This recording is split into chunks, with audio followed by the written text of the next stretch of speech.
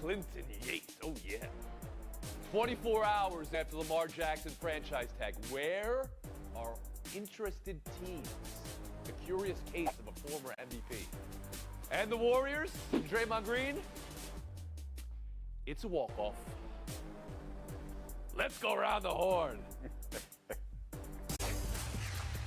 Listen to your friend, Mr. Billy Zane, Draymond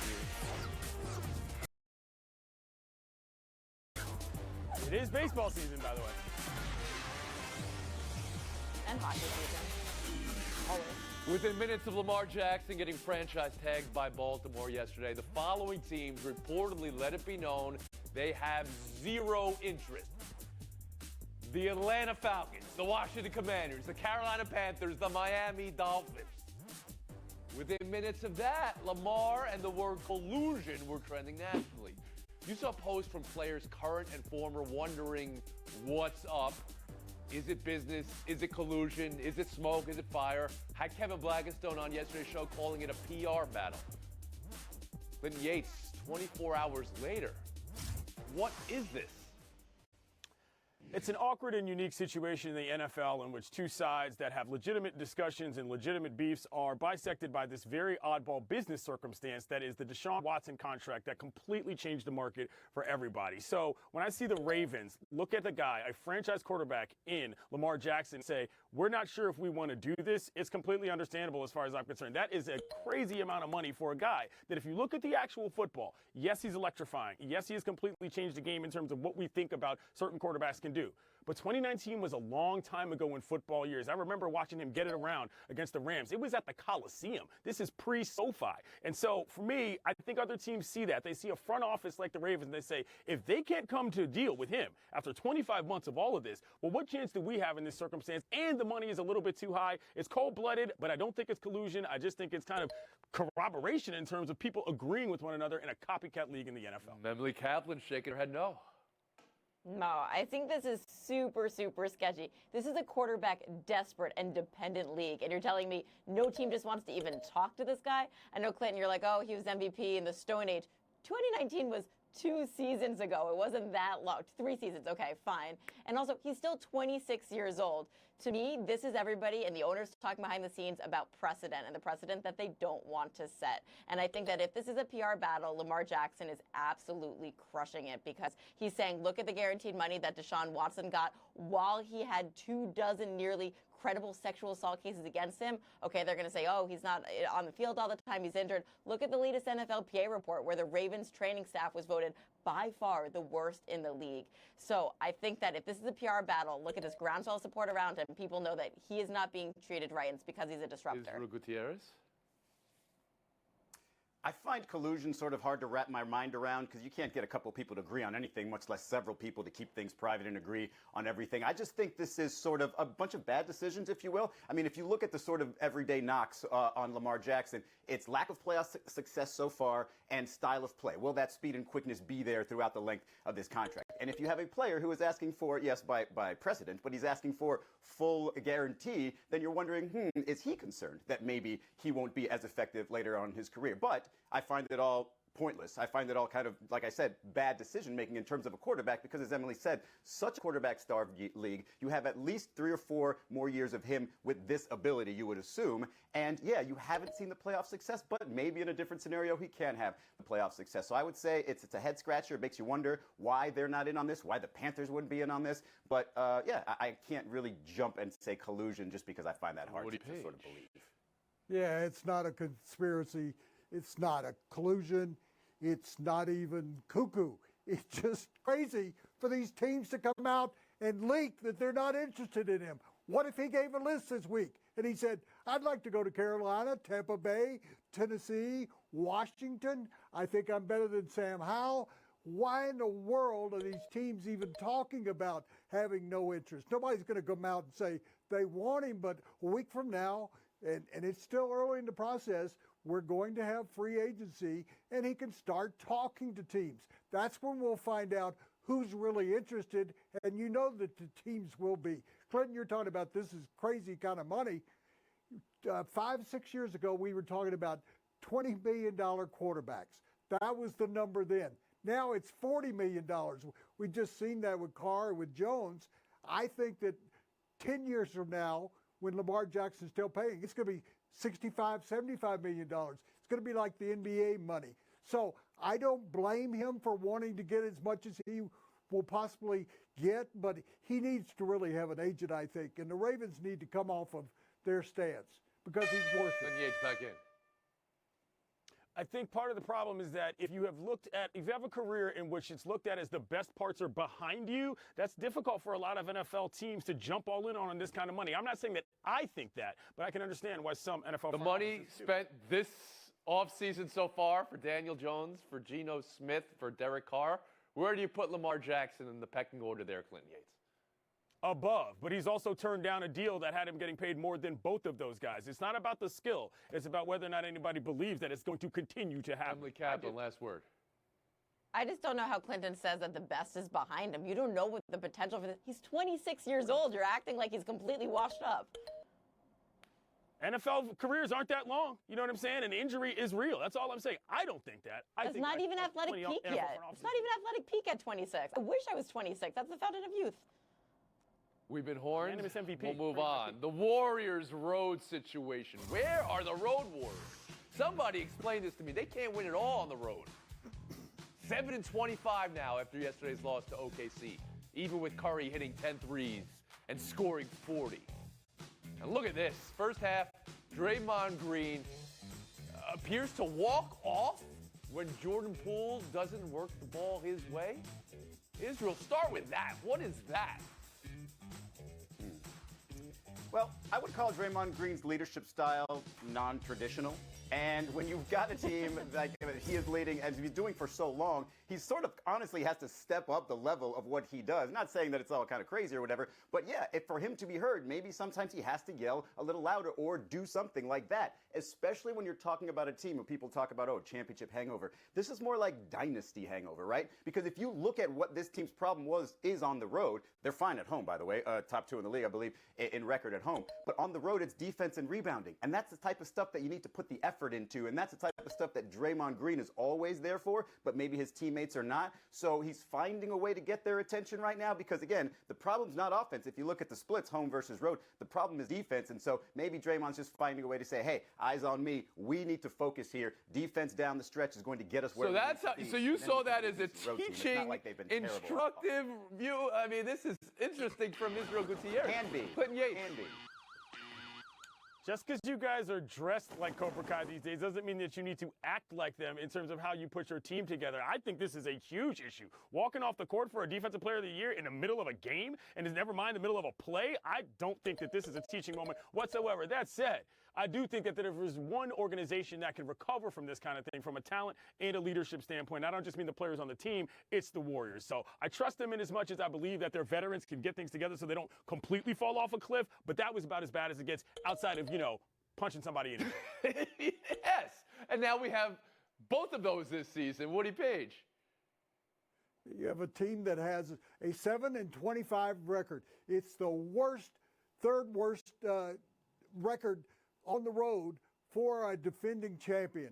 Is that really the way they should be acting? I mean, you can get a great game out of Curry and everybody else basically disappears on him on the road.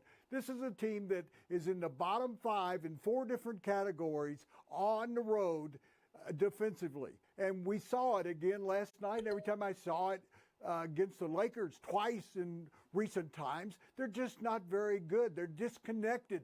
And that was shown and proven last night when Green just walks away. That's not a teaching moment. That's a disconnect moment of him not wanting anything to do with any of those players. And Emily Kaplan. Yeah, it's a manifestation of where the team is at on the road. They're disconnected. There's a weird mix of play. 1 road win in the last 6 weeks, which is insane. They're not a bad team. I mean, Steph played out of his mind. Clay was really good. I think last night's game proved that they're a little small, that they were out-rebounded. They're missing Andrew Wiggins. But I still feel like once you get to the playoffs, a fully healthy Warriors team, like nobody wants to face them. I still believe in them that they can get it together. Israel, last word after the horn. Just going to mention Andrew Wiggins having missed the last 6 games, family reasons. When he comes back, if he gets comfortable again, that defense is suddenly going to be a lot better. Lakers last night surging to the 9th seed. They caught Memphis without Ja Morant. And AD 30-22 on Pau Gasol night. Lakers are 3-2 without LeBron. Woody, what is this? Well, we've talked about the Lakers 2 or 3 times lately in different situations with LeBron and without LeBron. I first would like to start by saying the ceremony for Gasol last night was incredible, very special. They did a fantastic job, and I like that they put his jersey on every seat into place. But the game itself, Anthony Davis just took over. He is now saying, it's on me that LeBron's not here. I think the addition of Vanderbilt has given them a defensive dimension that they haven't had all season long. He's actually raising those players defensively. Davis is doing it offensively. And last night, when he got cut on the nose, I thought he was going to turn around and say to the trainer, "Cut me, Mick," like in the Rocky Balboa movie. But he just came out with another special game. And I think he's saying, just jump on me. I'm going to ride you to the playoffs. Gutierrez?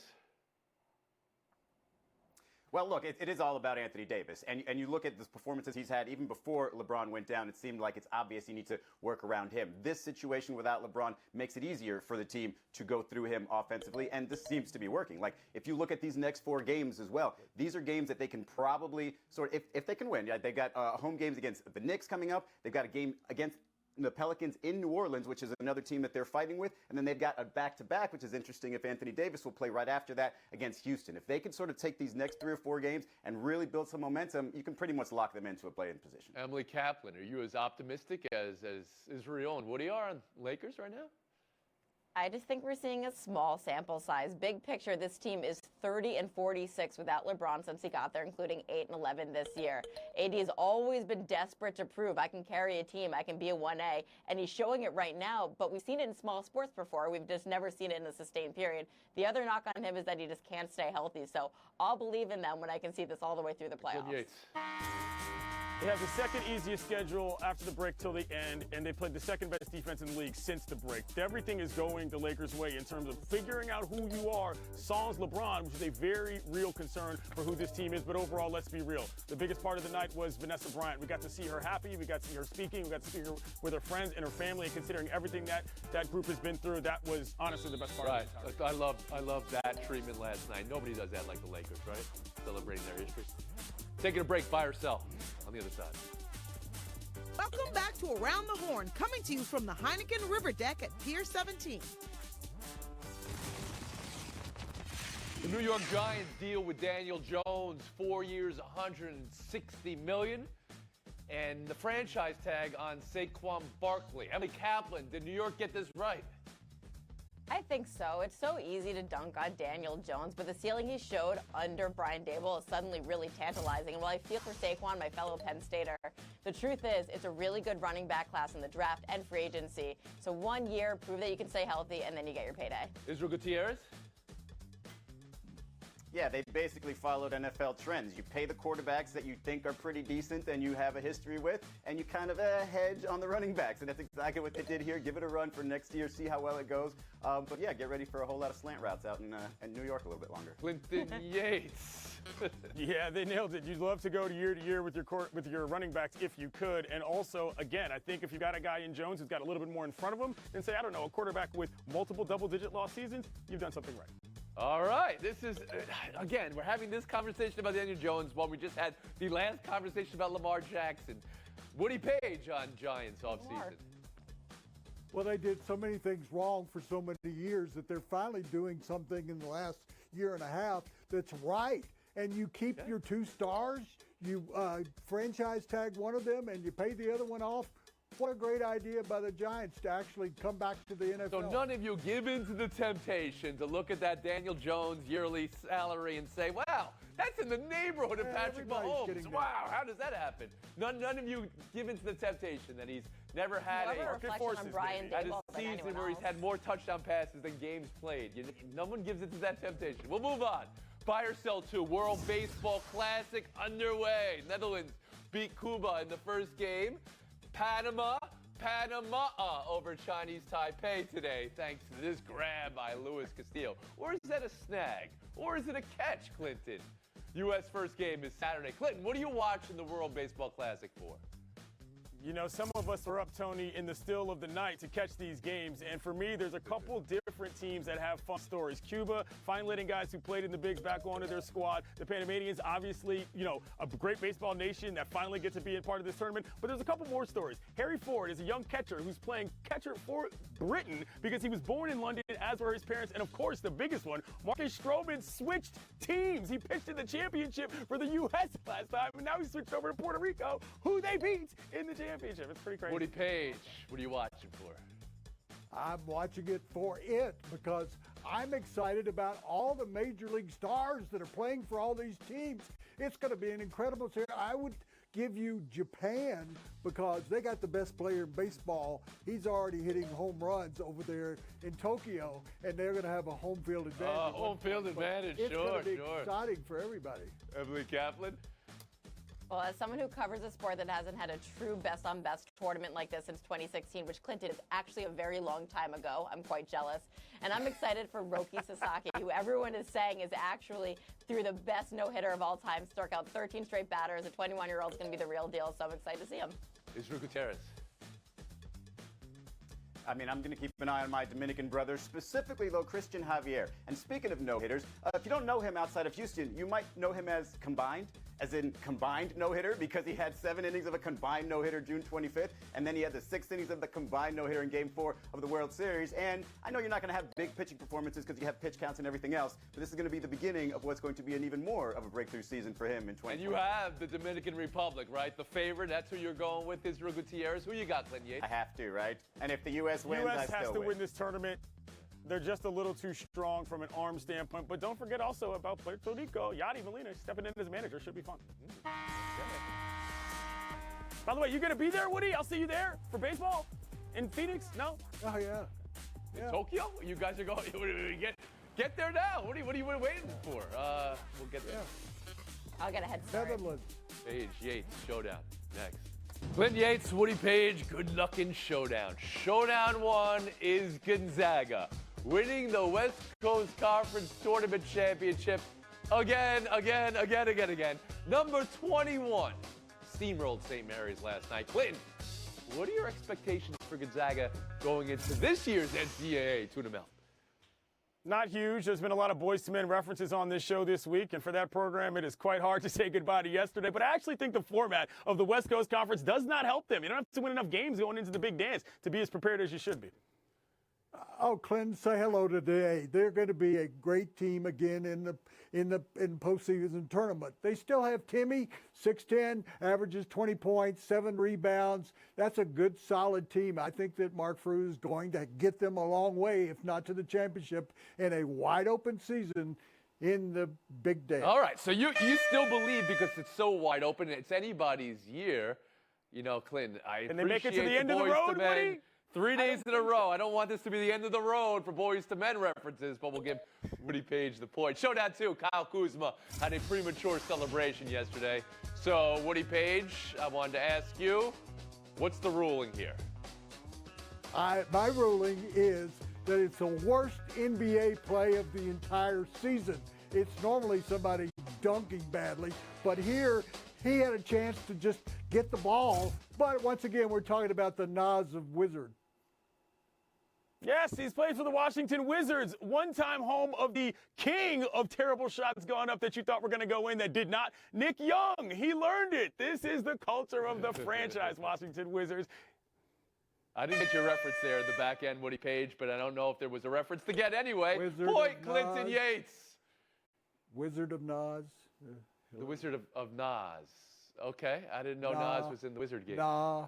Showdown 3, Steve Ballmer. Toilets! 1,160 toilets and urinals! 3 times the NBA average number of toilets and urinals! We do not want people waiting in line. We want them to get back to their damn seats. All right. So, of course, there's the volume in spreading the gospel of toilets there, but also the look of the whole Clippers team in construction hats. And just look at Kawhi Leonard's face as it was all going on. Clinton Yates, are toilets something to get excited about for your new arena? Depends on what happens at the toilets. But yes, the guys got to wear all of the hats, and this is amping me up for the thing I cannot wait the most for this NBA season, which is Clippers, Lakers in the play-in. Cannot wait. Clinton, when you get to be Bomber's age at 66 and me at 76, toilets become very important. You want them to be close. You want to be many of them. And I think, as Pat Bowlen once said after a Super Bowl, this one's for John. That's a reference at least I'm going to get now, Woody, and it'll get you the FaceTime. 30 seconds. We want to spotlight the women today. It's International Women's Day, both in sports, in media, in life, and so important in our worlds here. And I'd like to specialize and thank Emily Kaplan, the best hockey writer in the country, Miriam, who is the queen of Around the Horn, Tyranny, who is the associate producer, Caroline, our researcher, and my associate here, Natasha. Thank you, all five, for making this program possible and making me a winner today. Thank you, Woody.